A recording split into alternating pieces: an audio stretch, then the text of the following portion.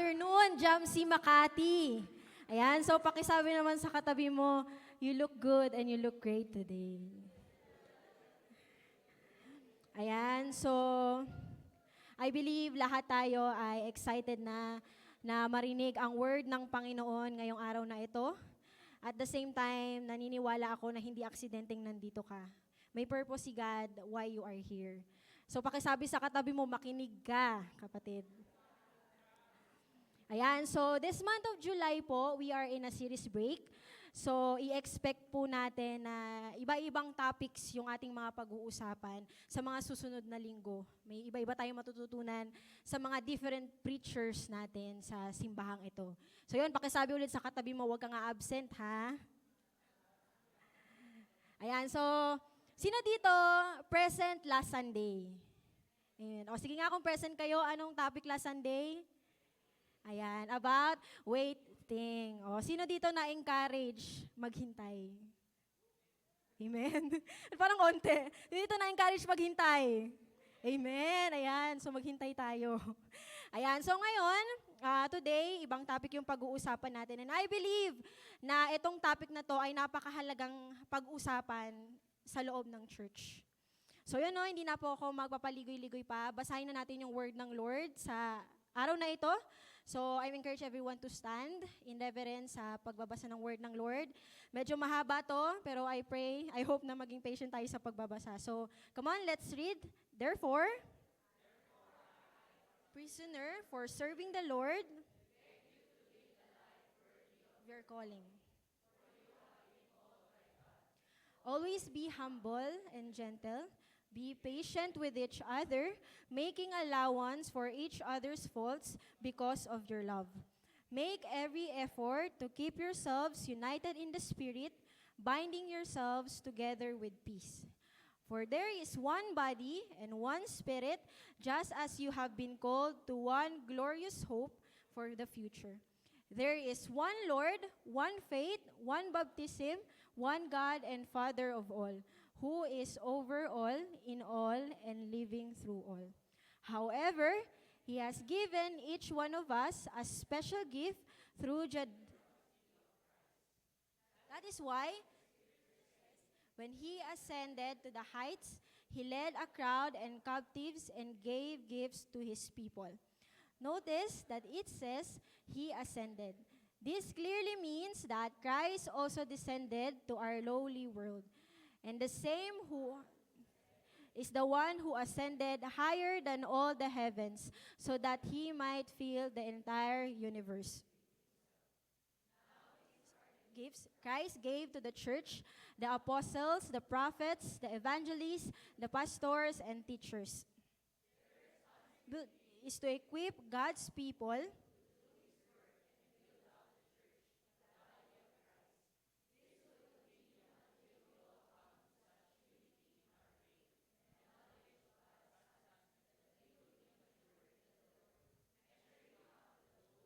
complete standard of Christ. Then we no longer mature like children. We won't be tossed and blown about by every wind of new teaching. We will not be influenced when people try to trick us with lies so clever they sound like the truth. Instead, we will speak the truth in love, growing in every way more and more like Christ, who is the head of His body, the church. He makes the whole body fit together perfectly as each part does its own special work. It helps the other parts grow so that the whole body is healthy and growing and full of love. So let's pray. Heavenly Father, we thank you, Lord, for this time. We believe that you're here. Kasama ka namin, Panginoon. Lord, I pray, may you prepare our hearts upon your word. I pray na ang aming mga puso at isipan, Lord God, ay focus, talagang makikinig, Panginoon, sa iyong salita. And Lord, I pray, help us to obey your word, to really submit to your word kahit mahirap, Panginoon. And we will really understand, Panginoon, the value of unity. And we pray and we declare that the spirit of unity will be evident in this church. We thank you, Lord, in Jesus' name. Amen. Ayan, so ang topic po natin sa araw na ito is about unity. So pakisabi nga, unity. Ayan. So we all know po na mahalaga ang unity sa isang grupo. Mahalaga ito sa school, sa workplace, sa bahay, sa marriage, even sa church.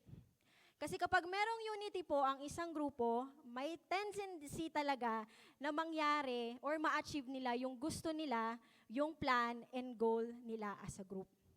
So like po dito sa church, di ba meron tayong goal? Ano bang goal natin? Ang goal natin is, lahat ng small group sa church na ito ay maging functional. Ayan, so yun yung goal natin. Ano yung mission natin? Okay. Ang mission natin is to know God more and make Him known. Anong vision natin? To plant 16 churches in 16 cities in Metro Manila. So parang yung iba hindi na ano. So kabisaduhin natin yun kasi yun yung goal, yun yung plan natin, yun yung mission natin, yun yung vision natin. So if we are united, malaki po ang posibilidad na ma-accomplish natin ito. But in reality, hindi po madaling magkaisa. Tama ba? Hindi po madaling maging united because we are all different.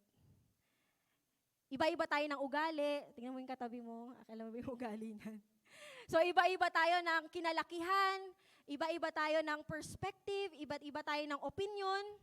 Iba-iba tayo ng temperament. Kaya marami sa atin ang nagsastruggle sa area na to. Kasi hindi talaga to madali. Kaya even si Jesus, pinag-pray na po ito. Hindi lang po sa mga disciples niya that time, pero sa lahat ng people na naniniwala sa Kanya, pinag-pray niya ang unity. Kasi alam niya na may posibilidad na yung body of Christ, yung mga followers niya is mag-away-away or hindi magkasundo. Church, totoo po, hindi madali ang unity, pero posible. If lahat po tayo ay gagalaw at if lahat tayo ay may gagawin. So, meron po akong illustration. So, parang connected din po siya doon sa video kanina. So, sige, pakita natin yung picture. Ayan. So, may kape. So, sino dito mahilig sa kape? Coffee lover? Ayan. So, sino dito na-try nyo nang gumawa ng kape? Hindi yung bibili kayo sa tindahan na, yung kape blanca. Or hindi yun yung totoong kape. So, di ba alam natin, sa pag-create ng kape, ng coffee, kailangan niya ng mga ingredients. At yung mga ingredients na yun, lahat yon mahalaga. Kasi sa bawat ingredients, meron yung contribution para makakreate ka ng masarap, maganda at perfect na kape. So kung kulang ka ng ingredients or sobra ka ng ingredients, may tendency na yung gusto mong resulta or gusto mong lasa, hindi mangyari. So same thing din po sa unity. Ayan, so yun, parang sinasabi dito na as a follower of Christ, so lahat po tayo, pakisabi sa katabi mo, kasali ka. Ayan, so lahat po tayo, so para daw po tayong yung ingredients ng espresso, ng kape, na lahat po tayo ay may mahalagang contribution para magkaroon ng pagkakaisa ang simbahang ito. So hindi lang po to gawain ng ating pastor, hindi lang po to gawain ng ating mga leaders, pero lahat po tayo dapat may contribution. Because we are the body of Christ and we are called to be united.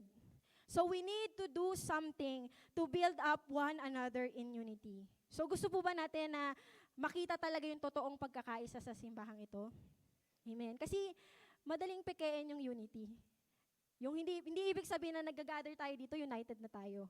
Hindi ibig sabihin na nag-e-event tayo, nagmi-meeting tayo, united tayo.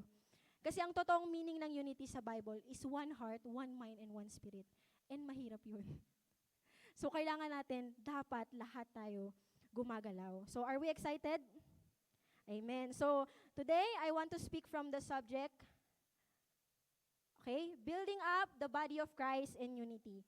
So how do we build up the body of Christ in unity? So tatlong bagay po, no? Excited po ba tayo sa kung ano yung gagawin natin para ma-build up yung body of Christ? Amen. So number 1, we must display godly character. Sabi po sa Ephesians 4, verse 1, sabi dyan, therefore I, so si Paul po yung nagsasalita dito, no? A prisoner for serving the Lord, beg you to lead a life worthy of your calling. For you have been called by God. So makikita po natin dito that Paul is begging So kung sa ibang translation po, sa ESV or NIV, ang ginamit po na word, urge.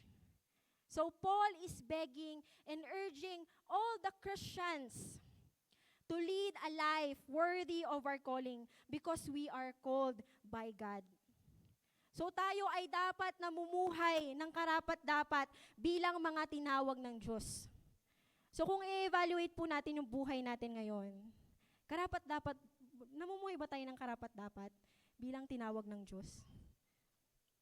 So paano nga ba? Kasi mahirap naman gawin yung isang bagay na hindi mo alam paano gagawin. So I believe lahat tayo gusto nating mamuhay ng karapat-dapat. Amen ba? Amen. So paano ba tayo mamumuhay ng karapat-dapat bilang mga tinawag ng Lord?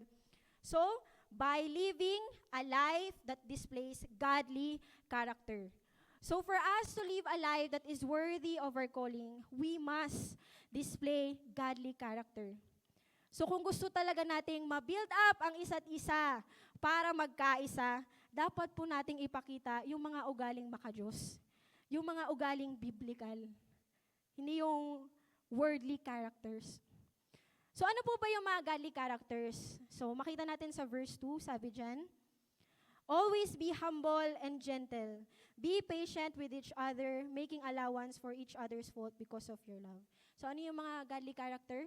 Number 1, let's display humility. Okay? So ano po bang ibig sabihin ng humility? So naintindihan po ba talaga natin ang ibig sabihin nito? So according po sa commentary na nabasa ko, sabi doon, humility means you aim to continually listen, receive, respond with generous openness to life from the deep conviction of God's loving kindness and goodwill. Also, humility means the practice of meekness, obedience to God, respect of self and others, submissiveness and modesty. Ano ibig sabihin nito? Humility is ganito siya. Kahit magaling ka na, kahit malakas ka, kahit ikaw na yung pinakamatalino sa grupo mo, willing ka pa rin makinig sa iba. Open ka pa rin sa sasabihin ng iba. At willing ka pa rin mag-submit sa iba. So if gusto po talaga nating ma-build up ang body of Christ, kailangan po nating lahat magpakumbaba. So kapatid, kamusta po tayo sa area ng humility? Kamusta po tayo if merong isang tao na nirebuke ka, or kinorek ka, or kinonfront ka, or nagbigay ng suggestion or advice para mas ma-improve yung leadership mo, yung ministry mo? So, kamusta po tayo? Are we displaying humility or pride? So church, whether we like it or not, kailangan nating aminin, hindi po tayo laging tama. So hindi po tayo laging tama. Kasi minsan, di ba, parang, hindi, tama ako eh. Pero hindi po tayo laging tama. Lahat po tayo nasa proseso pa. Hindi ibig sabihin matagal ka ng Christian, magaling ka na. Nasa proseso ka pa rin. We are all working in progress. Marami pa po sa atin ang kailangang ma-improve, kailangang makorek, at kailangang mabago. So when someone corrected us or rebuked us, ang ganda po nung sinabi na sa Amplified Version, sabi doon, with all humility, forsaking self-righteousness. So anong ibig sabihin nun? Humility, ganito siya, na parang willing kang talikuran yung sarili mo. Willing kang talikuran yung sarili mong katwiran. Kasi bakit? Di ba pag kinokorek tayo, ang nangyayari sa atin is parang yung respond natin nagiging defensive tayo. Parang hindi naman totoo yung sinasabi mo. Mali yan, di ba? Na parang sarili natin, pagtatanggol natin yung sarili natin, na hindi man lang natin pinakinggan kung ano ba talagang sinasabi ng tao. So, hindi po dapat ganun.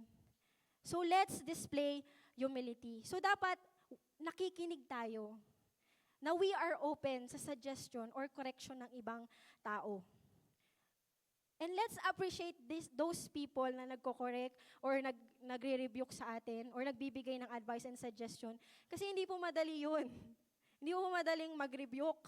Hindi po madaling mag-correct. Pero dahil sa tapang nila, hindi natin malalaman na may mga kailangan pa pala tayong i-improve as a follower of Christ. Diba? So kapatid, it takes humility to be united. We really need to be humble. So church, let's be a person, let's be a church who display humility sa isa't isa. So next, let's display gentleness. So isa po to sa fruit of the Holy Spirit. So ano ba yung ibig sabihin ng gentleness? Ito ba yung na parang gentle, gano'n. Mali yung ginawa mo. Parang gano'n ba yun? Na parang, amen, praise God, hallelujah. Hindi po yung gentleness, pabebe po yun. So ano bang ibig sabihin ng gentleness sa Bible? Kasi I believe marami mga kababaihan dito na pinopursue talaga na gusto maging gentle.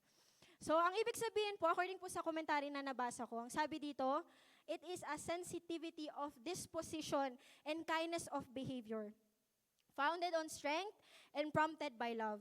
It is also showing care and respect for others in the way that you act and speak. Ano po ibig sabihin nito? So, if meron person dito sa church na nakasakit sa'yo or naka-offend sa'yo, or meron kang disciple or brothers in Christ na may maling ginawa, or meron mang kakakilala sa church na ito na alam mong may attitude, may hindi magandang ugali, ano ibig sabihin ng gentleness? Na you are still willing to show kindness sa person na yun. Na nagkikare ka pa din. Na kapag kakausapin mo, kapag ire-rebuke mo, pag i-correct mo, mahinahon mong kakausapin. Hindi yung galit ka kagad. Hindi yung mataas yung boses mo. Pero, dapat i-display natin yung gentleness. Yes, we are responsible to tell the truth sa bawat isa. We are responsible na sabihin yung truth sa isa't isa. Mali naman yung alam mo na nga nagkakasala yung kapatid mo in Christ. Alam mo na may maling ginagawa yung disciple mo. May pangit na ugali na kailangang ma-rebuke sa taong kilala mo. Hindi mo pa kino-confront or hindi mo pa kinakausap.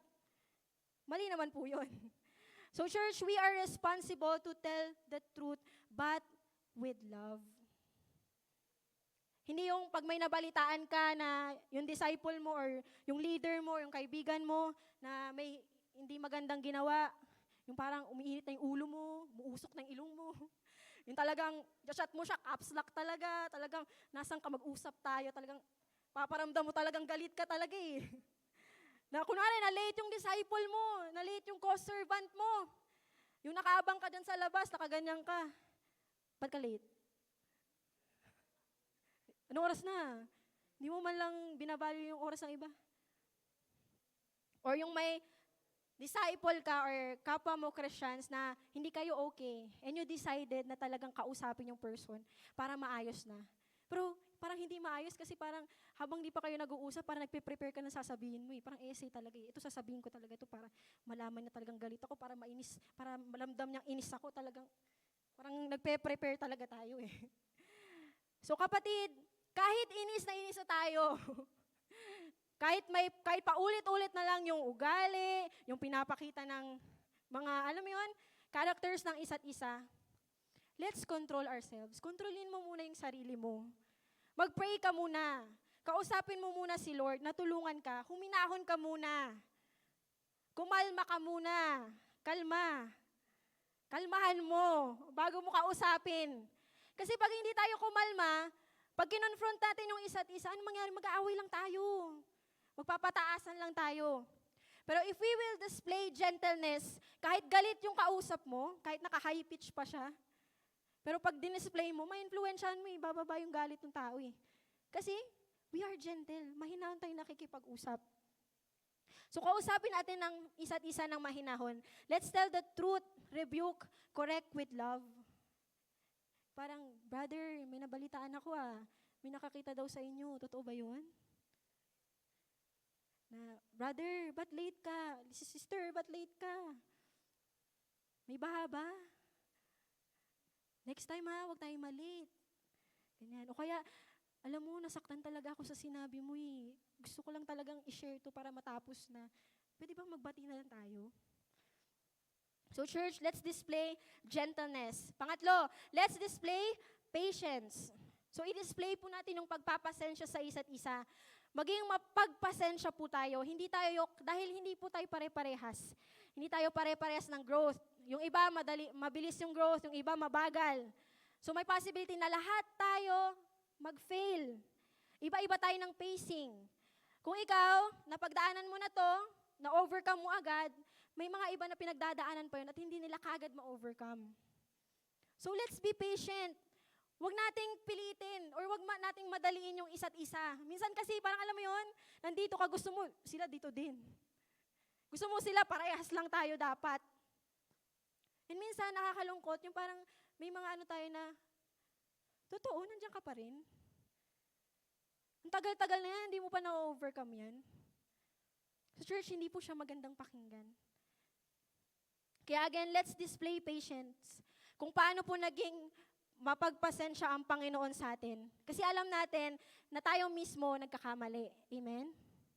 Na tayo mismo nadadapa. May mga moments na matagal matuto, pero grabe ang pasensya ng Diyos sa atin. Kaya ganun din po yung gawin natin sa isa't isa. And lastly, let's display love. Ayan, sabi dyan, making allowance for each other's faults because of your love. So ang ganda po nung sinabi sa ESV version, sabi doon, bearing with one another in love. So kapatid, let's display love that we are willing to overlook one another's shortcomings. Na willing tayong mag-make ng allowance sa pagkakamali ng isa't isa. Hindi yung sobrang taas ng standard mo, na kapag nagkamali yung kapatid mo in Christ, chapwera mo na. Hindi mo napapansinin. Or pag nakasalubong mo, grabe parang hangin lang, parang wala kayo pinagsamahan. Dahil lang nagkamali yung tao na yun. Hindi lang pumasok sa standard mo. Let's display love, yung kahit nagkakamali man ang isa sa atin, nadadapa man ang isa sa atin, patuloy pa rin nating tatanggapin at mamahalin ang isa't isa. Amen po ba? Amen. So church, if we really want to build up the body of Christ in unity, let's start to display godly character. Huwag na po nating hintayin yung iba pa yung gumawa nito. Tayo na mismo yung magsimula. Tayo na mismo yung mag-initiate. Tayo na mismo yung mag-start mag-obey. Let's influence one another to be united as the body of Christ. Kaya kapatid, let's start to display humility, gentleness, patience, and love in this church. Amen po ba? Amen. So, second po, how do we build up the body of Christ in unity? We must strive for peace among God's people. Sabi po sa verse 3, make every effort to keep yourselves united in the Spirit, binding yourselves together with peace. So si Paul po nagsabi nito. So ano pong ibig sabihin yan? So for us to build the body of Christ in unity, we must also strive for peace among God's people. Na lahat po tayo, again, say the word lahat. Lahat po tayo as the body of Christ, dapat nagsastrive. Dapat nagme-make ng effort para magkaisa, para magkaroon ng mapayapang samahan. So bakit natin kailangan mag-make ng effort? Sabi po sa verse 4 to 6, ayan, sabi dyan, for there is one body. Ibig sabihin, iisa lang tayo. We are the body of Christ. So hindi tayo pwede paghiwalayin. Dahil magkakasama tayo dahil kay Kristo. So imaginein mo, tanggalin mo yung isang parte ng katawan mo, mahirap yun. So since we are one body, kailangan natin mag-effort na magkasundo, na magkaisa. And also, we have one Spirit. Iisa lang tayo na Holy Spirit. We have one glorious hope. One Lord. Iisa lang tayo ng Diyos. Pero hindi tayo nagkakaisa. Meron tayo one faith, one baptism, one God and Father. So we really need to know and recognize and to really understand the basis of unity because this is the basis of unity. Dahil kapag naintindihan or ni-recognize natin talaga ito, we have the reason to really strive for peace to one another. Kasi kung naintindihan mo talaga to, naiisa tayo, hindi tayo pwede maghiwalay. Kahit anong gawin mo, kasama mo na yan. Kahit ganun ugali nan, magkasama na tayo, hindi tayo pwede maghiwalay. So we have the reason to really strive for peace to one another. So bakit natin kailangan maintindihan? Kasi yun nga, hindi talaga madaling maging united. Kasi kung tayo-tayo lang, if hindi siya parang mahirap magkaroon ng mapayapang samahan, mapayapang relasyon sa isa't isa, kung wala tayong why or wala tayong rason, bakit natin to gagawin. So because in reality, we experience conflict. We experience issues. Hindi maiwasan yung sakitan, tampuhan, away, division sa loob mismo ng church. Actually, nakakalungkot po kasi may mga Christians sa social media nag-aaway-away, nagpaparinigan. Parang we are the body of Christ, pero nag-aaway-away tayo. Kapatid, hindi po siya magandang tignan. Na we are proud that we are follower of Jesus sa social media. Now we know that our God is a God of peace. Pero hindi naman natin pinapakita sa isa't isa.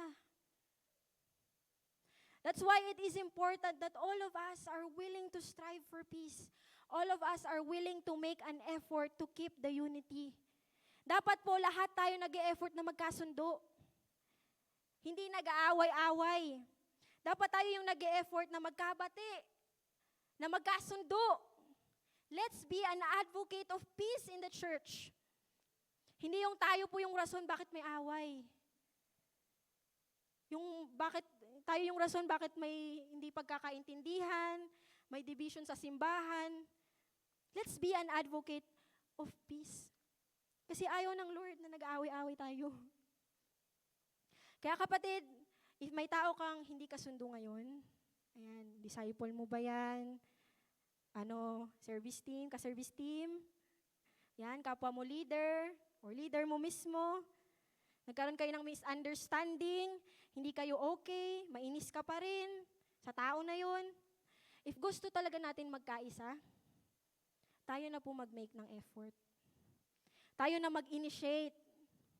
Tayo na makipag-ayos. Yung parang kahit inis ka na, sige, mag-e-effort akong kausapin kita para maging okay tayo. Pag-usapan natin, ano bang problema? Ba't ka nasaktan? Nasaktan ako. Sige, ayusin natin to. Hindi po yung naghihintayan tayo. Di ba? Kasi may mga ganyan, naghihintayan, ay, siya may mali, siya lumapit. Di ba? So, dapat di po tayo naghihintayan. Kasi pag lalo po nating mas pinapatagal, hindi natin namamalayan, mas lalo siyang lumalala. Naranasan niyo yun? Yung parang hindi mo kinausap yung kapatid mo in Christ na meron kayong hindi pagkakaunawaan. So dahil mas pinatagal mo, mas lumala. Yung parang isa lang naman yung issue nyo, tapos ang daming lumitaw na issue. Kasi hindi kayo nag-usap. Kaya kapatid, if we really want to build up the body of Christ in unity, this is the right time to strive for peace to one another. To make an effort for us to be united. Na kahit mahirap, mas pipiliin natin ang mapayapang relasyon sa isa't isa. At mas pipiliin nating magkaisa. Kasi doon tayo tinawag ng Diyos. Amen po ba? Amen.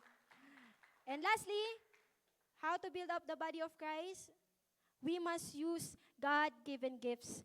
Sabi po sa Ephesians 4, verse 7, sabi dyan, however, He has given each one of us a special gift through the generosity of Christ.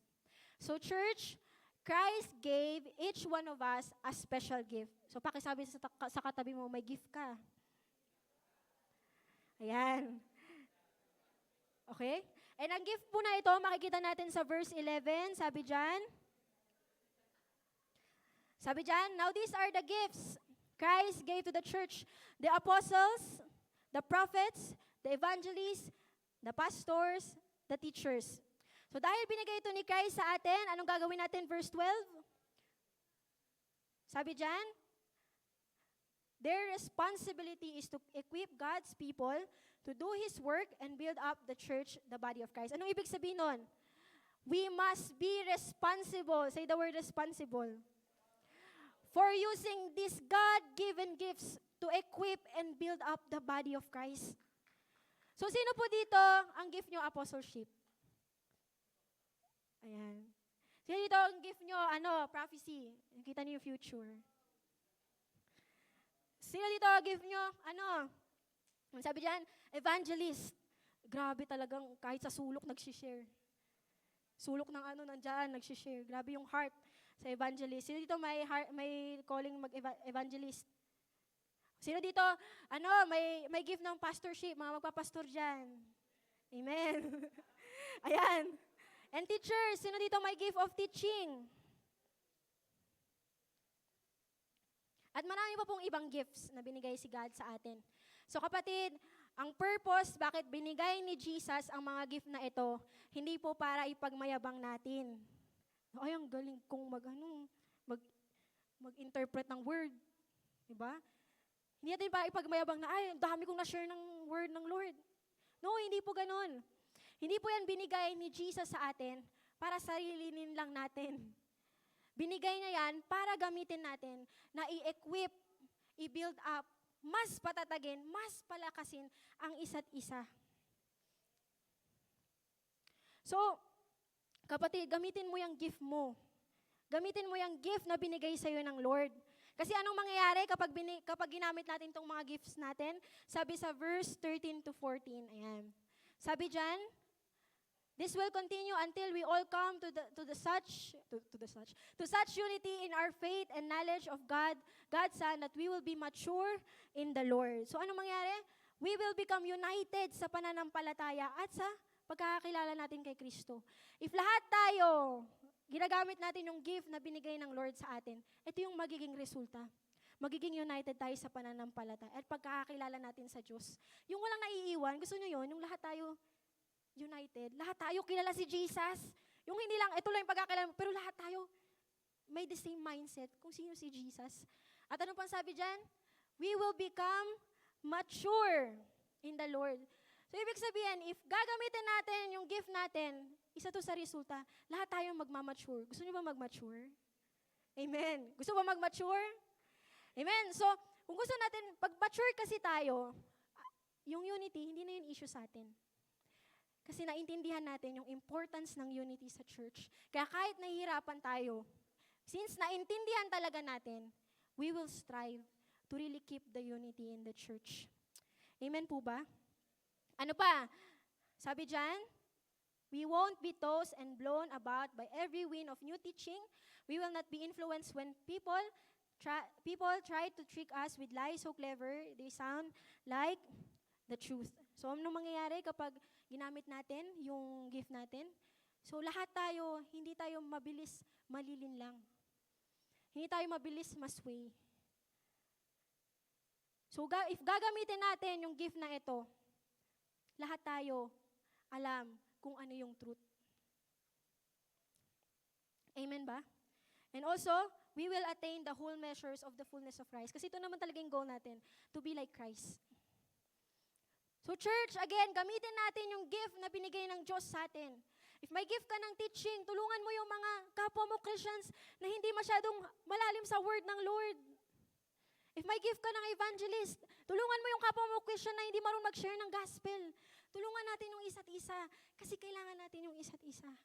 Hindi lahat may gift ng prophecy. Hindi lahat may gift ng pastoring. Hindi lahat may gift ng teaching. Pero kung tutulungan natin yung isa't isa, we will become united as one. Amen po ba? So, church, napuyok na, di ba? Sorry po. So, if we really want to build up the body of Christ in unity, let's use God-given gifts to equip and build up one another. So, as a conclusion po, in Ephesians 4, verse 15 to 16, sabi dyan, instead, we will speak the truth in love, growing in every way more and more like Christ, who is the head of his body, the church. He makes the whole body fit together perfectly. As each part does its own special work, it helps the other parts grow so that the whole body is healthy and growing and full of love. Church, again, as the body of Christ, we are called to be united. We need to recognize and understand that we are one. Yes, mahirap pong magkaisa, kaya importante pong gawin natin yung part natin bilang Kristiyano. Because if we will do our part, if all of us here will do our part, unity is possible. Unity will be possible. So sabi nga ulit, diba? As each part does its own special work, it helps the other parts grow, so the whole body is healthy, growing, and full of love. Gusto ba natin yun, na lahat tayo healthy? na lahat tayo nag-grow, na lahat tayo punong-puno ng pagmamahal. So gawin po natin ang mga bagay na ito. So for us to build up the body of Christ in unity, we must display godly character. We must strive for peace among God's people. And we must use God-given gifts. So let's pray. Hallelujah, Lord. Thank you, God, sa iyong salita, Panginoon. Lord, salamat na na-remind kami muli na we are called to be united. We are the body of Christ. So dapat lahat kami nagme-make ng effort na ginagawa yung part namin as a follower of yours. Lord, patawarin mo kami sa mga moments, Lord, na pinipili namin na hindi mag-usap, mas pinapatagal yung issue, yung conflict, na imbis gawin namin yung dapat at kung ano yung sinasabi ng iyong salita. Lord, I pray that today, Panginoon, lahat ng mga people na ito, lahat kami ay willing na i-obey ang word mo. Na willing kaming i-display ang godly character sa isa't isa. Na willing kaming mag-strive, mag-make ng effort para magkasundo, para magkaisa. At willing kaming gamitin yung gift na binigay mo sa amin, Panginoon. Lord, salamat. Kayo na pong manguna at mangusap sa mga people na ito. And I pray as we sing this song, it will be our personal prayer, O God. Tulungan mo kami, O God, because we know na hindi namin kaya to. Kailangan ka namin. Lord, maraming salamat. In Jesus' name, amen.